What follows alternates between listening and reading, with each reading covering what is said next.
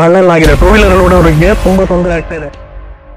ಚಿಕ್ಕಮಗಳೂರು ಜಿಲ್ಲೆ ನರಸಿಂಹರಾಜಪುರ ತಾಲೂಕು ಮಾಗುಂಡಿ ಗ್ರಾಮ ಪಂಚಾಯಿತಿಗೆ ಸಂಬಂಧಪಟ್ಟ ಗ್ರಾಮ ಇದಾಗಿದ್ದು, ಕೊಟಿಯಾರ ಮೂಡಿಗೆರೆ ಸಂಚರಿಸುವ ಮುಖ್ಯ ರಸ್ತೆ ಇದಾಗಿದ್ದು, ರಸ್ತೆ ತುಂಬಾ ಹಾಳಾಗಿದೆ.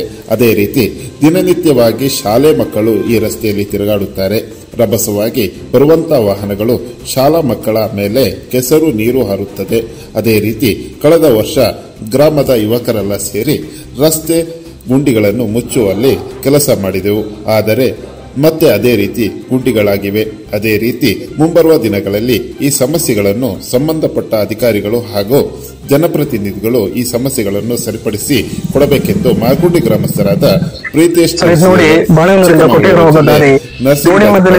ಚರಂಡಿ ಈ ತರ ಹಳ್ಳೆಲ್ಲಾಗಿದೆ. ಟೂ ವೀಲರ್ ಓಡೋರಿಗೆ ತುಂಬಾ ತೊಂದರೆ ಆಗ್ತಾ ಇದೆ. ಇಲ್ಲಿ ಶಾಲೆ ಮಕ್ಕಳೆಲ್ಲ ಓಡಾಡ್ಬೇಕಾದ್ರೆ ನೀರೆಲ್ಲ ಹಾರೋದಾಗ್ಲಿ ಅಥವಾ ಯಾವುದೇ ಗಾಡಿಗಳು ಒಂದು ಟೂ ವೀಲರ್ ಅಲ್ಲಿ ಈ ದಾರಿಯಲ್ಲಿ ಓಡಾಡ್ಲಿಕ್ಕೆ ಆಗಲ್ಲ.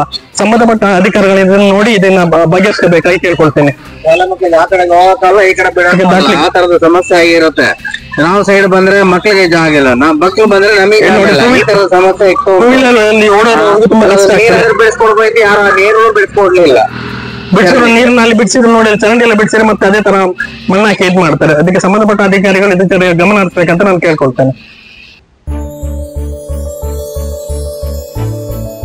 ಕ್ಷಣ ಕ್ಷಣದ ಸುದ್ದಿಗಳನ್ನು ವೀಕ್ಷಿಸಲು ನ್ಯಾಷನಲ್ ಮೀಡಿಯಾ ಕರ್ನಾಟಕವನ್ನು ಈಗಲೇ ಸಬ್ಸ್ಕ್ರೈಬ್ ಮಾಡಿ.